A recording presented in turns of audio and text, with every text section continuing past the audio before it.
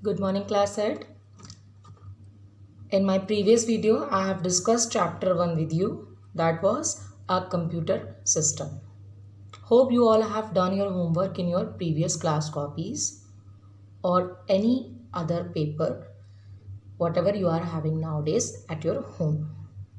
Children, today I'll tell you more things about computer. Software. Software is that part of a computer which cannot be touched.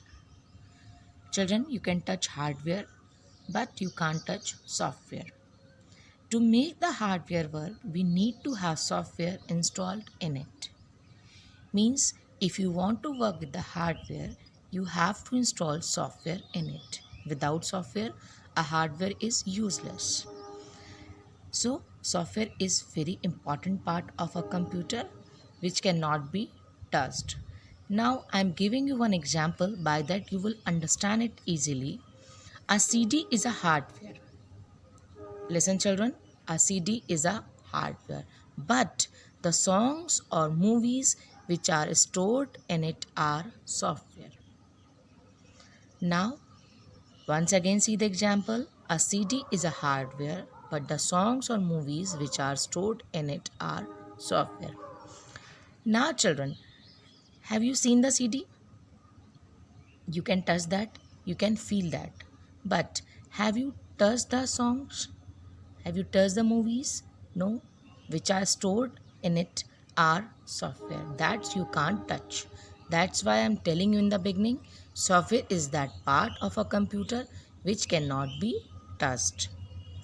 We need software to work with hardware. So software is an important and essential part of a computer. Now, we can define a software as a set of instructions for computer work.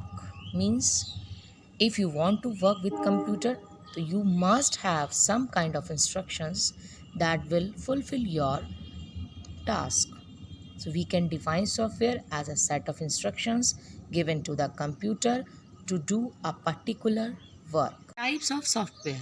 There are two types of software: system software and application software. Children, both software types are very important. Now, you should understand what is system software and what is application software. So, let's see first system software.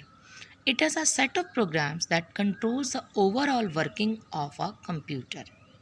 Means whatever the work you are doing with the computer, that is controlled, that is managed by the system software. Like operating system. Operating system is the important example of system software. It is a part of system software that makes a computer run. Means an operating system is very important part, that is a kind of system software that makes a computer run. Without operating system you can't work. Can you imagine? Can you work with the Windows? No. So operating system is a very important part, that is a system software. System software is a software that provides platform to other softwares. Means if you don't have any operating system, so you can't work with the application softwares. You can't work with MS Word, MS Excel, MS PowerPoint, MS Paint, many more application softwares are there. But you can't work if you don't have system software in your computer system. Without operating system, nothing is possible in the computer. It manages all the input and output operations. Whatever the functions you want to manage in the computer, that is possible by the system software. So system software is very important and essential for working of a computer. So it is a set of programs that controls the overall working of a computer. Like operating system is a part of system software that makes a computer run. System software is a software that provides platform to other softwares. It manages the input and output operations. Let's see the second part, that is application software. Before that, some examples of system software. As I told you, Windows is a most important example of that. Many Windows are launched during this computer technology development. First, there's Windows XP, Windows 2000, Windows 7, many Windows developed, Linux, Android. Nowadays, we are using the Android phones, so that is also part of a system software. MS-DOS, etc. Many more are there. That is the examples of system software. Now children, these are the examples, definition you understood, but some functions that are performed by the operating system, or you can say some important tasks. So some are there, you see all these. First, memory management. It manages the memory wherever you have to store the data, wherever you have to take it back. So it is the function of memory management. Processor management, how data will process. File management, how files will be stored, how file will be taken. Security, how files will be secure. Nobody should see it. Passwords and any other important securities that are available in the computer systems. Error detecting aids. Errors you should know. If you are working on a computer, wherever the errors that can be detected by the system software. Scheduling. Scheduling is very important task of operating system. What work should be done first, what work should be done after that, next to next. These are the scheduling work. So you understood the concept. The most important tasks performed by the operating system are memory management, processor management, file management, security, error detecting aids, scheduling. Now children, these are the important tasks performed by the operating system, but many more tasks are done by the operating system. These are some only. So you should learn all these tasks. The above mentioned tasks can be considered as functions of an operating system. As I told you, these are the functions also. So you can consider all these as the function of an operating system. That's help you the overall working of a computer. So you should learn this point and keep these functions in your mind. Second, application software. The software that helps you to do a specific type of work is called application software. See children, the software that helps you to do a specific type of work is called application software.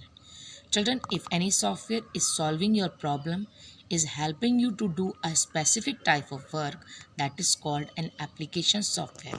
Application software is a program or a group of programs designed for end users. End users who uses any application, means you and I.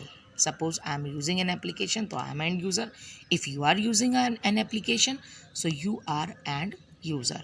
So application software is a program or a group of programs that is designed for end users. Some examples I am giving you: Microsoft Word, MS PowerPoint, Microsoft Excel and MS Paint, etc. This I told you in the beginning. These are the application based softwares: MS Word, MS PowerPoint, MS Excel, MS Paint and many more. Whatever the applications you are using for your particular task, for your specific work, that is called an application software. Children, some tasks also performed by the application software, that is reduce human resources. Suppose you are using application software, so you need not to collect many resources for this. Application software uses less human resources to perform any particular work, consumes less time to perform various tasks. Children, this everybody knows, computer takes less time to perform any task. So same here, it consumes less time to perform various tasks. Maintains and controls the business. If anybody is using any application, software, any app to perform their or to maintain their business, so it is easy for them. It is easy for a company. You can control your work, you can maintain your records, you can maintain your protections, whatever the requirement, that's all you can maintain with an application software. That's why nowadays companies are designing their own application software to perform their particular task. Hope you all understood the concept of application software. The software that helps you to do a specific type of work is called application software. Now, children, your time for homework. Let's start with the homework. Children, I am giving you some questions that are based on my video only. First question, define the software. This I told you in the beginning. Definition I told you. You copy the question and note it down in your copy. Name the type of software. This you know. Third, write any two examples of system software and application software. This I have given you. You note it down from my video. Fourth, write any one difference between hardware and software.